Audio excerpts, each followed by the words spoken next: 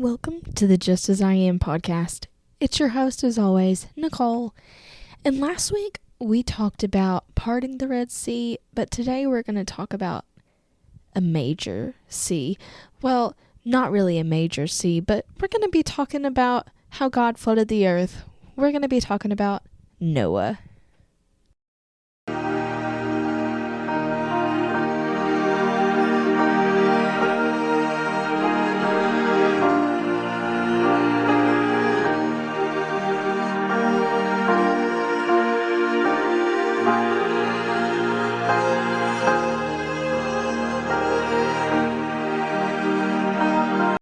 So last week we talked all about Moses because you could say, I guess I was in my Moses era, and I'm not ashamed of that. I watched the Testament of Moses series on Netflix, which I said was really good, and I probably will watch that. I know I said that last time, but I haven't rewatched it yet. But scrolling through Netflix, if you watch something, then it'll recommend other stuff. And I found the movie from 2014, Noah, right? With Russell Crowe and Emma Watson and all of those people in it. I can't say that my attention was glued to it the whole time. It wasn't a bad movie, okay? Don't get me wrong. If you want something that is 100% or at least 80% biblically accurate, it's probably not the kind of movie for you, but to each their own. It was fine.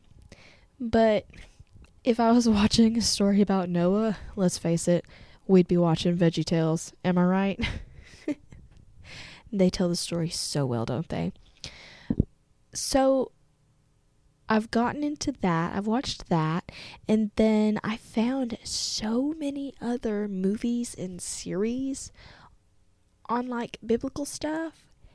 I found something about Paul and David, and I've already watched the Samson movie. It's one of my favorites. But there was so much stuff, and I was like, where has this been? But anyways, so if you want to hang out with me today, I am going to we'll start in Genesis 5 and go kind of sort of through Genesis 10. I am in the CSB version of the Bible, per usual. And in chapter 5, we basically are doing a genealogy here, okay? And it's gonna take a minute, so just bear with me. But it has a purpose, okay? So, starting in chapter 5, we talk about Adam and his family, right? The first man ever in his family. So, Adam was 130 when he had a son like him named Seth, okay? He lived 800 years after Seth was born and died at 930. I could never. I can't even imagine. Seth was 105 when he had his son Enosh. Enosh? I'm fixing to butcher these names, guys, so bear with me. And he had sons and daughters, and after all that, he lived 807 more years, so he died at 912. Enosh was 90 when he had Kenan, right? And then he had other children, and then he lived for 815 more years, and then he died at 905. Mahalalel was 65, so we're getting kind of reasonable with the childbearing, becoming a parent ages here. He was 65 when Jared was born, and he died 830 years later at the age of 895. Jared was 162, so he ruined it there, when he had Enoch. He was born And then he lived 800 more years and died at 962.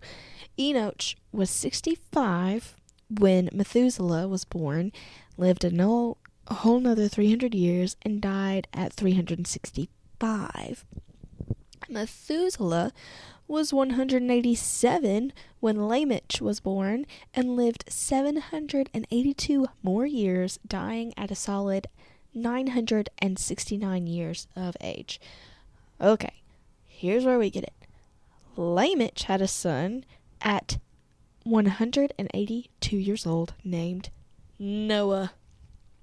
Finally, we're getting somewhere. So he has this son named Noah, and he says, "This one will bring us relief from the agonizing labor of our hands caused by the ground the Lord has cursed." So after this, he lives another 595 years, living a total 777 years. I like that it's all the same number, but that's just me. So Noah was 500 years old, and he had 3 sons, Shem, Ham, and Japheth. Right? Japheth. I don't know. Once again, I didn't look up these names. I really am not good at doing that. Anyways, so I say all of this because it leads into our story, right? So now God is looking at all of these people, okay? These people have come from Cain's family. So if you continue to go back a little bit further, it'll give you like Cain's family lineage, that kind of stuff. So now we're going into Noah's family, right? And during Noah's time, God looks at all of these people on the earth, and after seeing the men, choose their own wives, he says his spirit will not remain, that they have 120 years because of their corruption.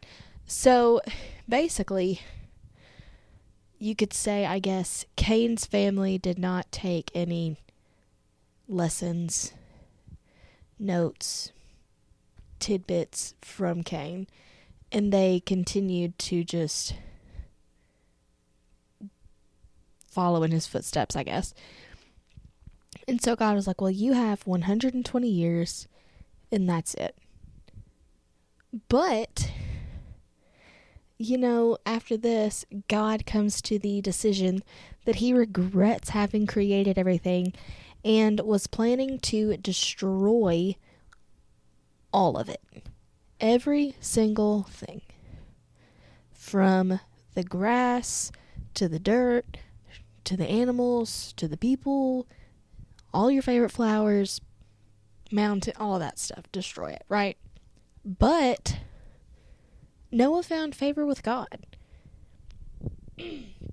because Noah was actually, blameless among the people, and he walked with God.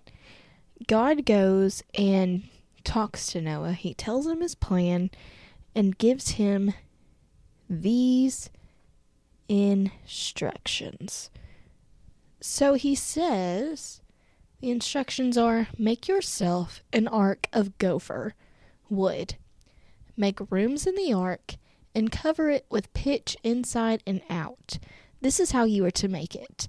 The ark will be 450 feet long, 75 feet wide, and 45 feet high. You are to make a roof, finishing the sides of the ark to within 18 inches of the roof. You are to put a door in the side of the ark. Make it with lower, middle, and upper decks. And then he goes in to talk about what the purpose of the ark is and what he's going to do and all that stuff. And then we continue and we go into it, and it says, You are also to bring into the ark 2 of all living creatures, male and female, to keep them alive with you. 2 of everything, from the birds according to their kinds, from the livestock according to their kinds, and from animals that crawl on the ground according to their kinds. They will come to you so that you can keep them alive. Take every kind of food that is eaten, gather it as food for you and for them. And Noah did this, and he did everything God commanded him. So, when you're a kid, you're thinking, 2 cows, 2 bears, 2 tigers, 2 dogs. But in the reality of that, yes, it was 2 of those, but it was 2 of each kind. So let's say this: 2 polar bears, 2 brown bears, 2 grizzly bears, 2 pandas, 2 red pandas, 2 of these monkeys, 2 of those monkeys. So there were an extreme amount of animals on this thing. And man, I know God protected them, but at the same time, if if I knew that those animals wouldn't kill me, I would be cuddling with all of the animals. The lions, the tigers, and the bears. Oh my, that would be awesome. Amazing. Okay. So anyways, back to what we're going over. Noah did everything that he was asked, and once everything was completed, God tells Noah for all of them to enter the ark. At this time, Noah was 600 years old, okay? So, once they load up, the rain doesn't actually come until 7 days later. So 7 days after they get on the ark, it starts to rain. And once everyone and everything, every 2 of each kind, Noah and his wife and the 3 sons and their wives, once everybody was on the boat, God shut the door. And the rain continued to fall for 40 days, right? It lifted the ark, covering even the peaks of the mountains by at least, not, this is the minimum, 20 feet. So let's picture this: Mount Everest, Kilimanjaro, 20 feet underwater. The tallest mountains on this earth are at least 20 feet under the water. I'm scared of the ocean, okay? I don't know what lurks in there.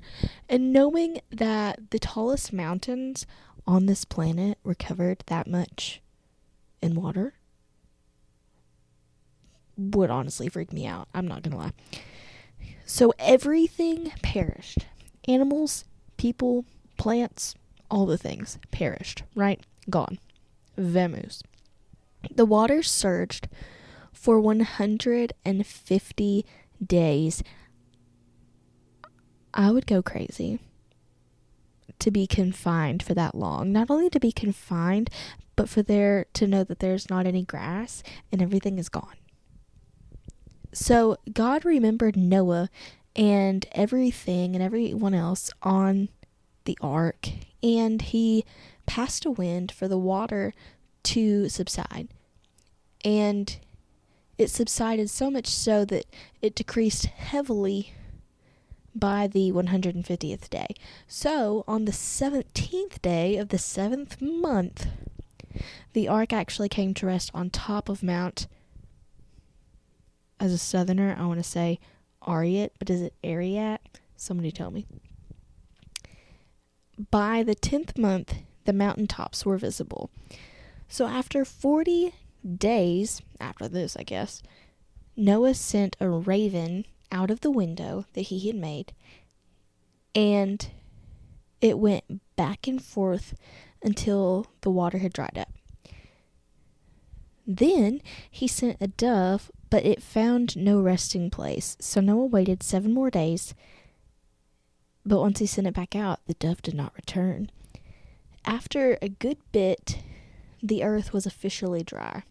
So after a very long time, and it specifies that, but my brain had to make it make sense.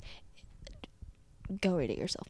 Anyways, so God tells Noah to get everyone and everything out of the ark. And so the doors were open, they left, and they spread. Afterwards, Noah built God an altar, and he took all the clean animals and offered them and burnt them and gave them to God. And God, smelling the wonderful aroma, he says he will never curse the ground again. He also blessed Noah and told him for them to go and be fruitful. But of course, he gives them some rules, because we gotta have rules. We gotta have structure, Can't live life without them. And so God actually talks about keeping his promise and says, I have placed my bow in the clouds, and whenever I do this, it will remind me of the covenant that he made with Noah. After some random, not so random family drama, Noah lived 350 more years, dying at the ripe old age of 950. So chapter 10 kind of goes into some of the family tree stuff, and this leads to actually the Tower of Babylon, which then leads into Abram, which is a whole nother topic, story time. Probably like 2 episodes. I don't know. He's got a lot going on. Anyways, so that is where I'm going to end our story. That is where the story of Noah ends. And I love Noah. Noah is a happy Bible story, a happy character. I feel like that definitely, if you ask a child, what Bible story is their favorite, or what Bible story do they know, they're going to say Noah, probably. Noah's Ark. My room was actually Noah.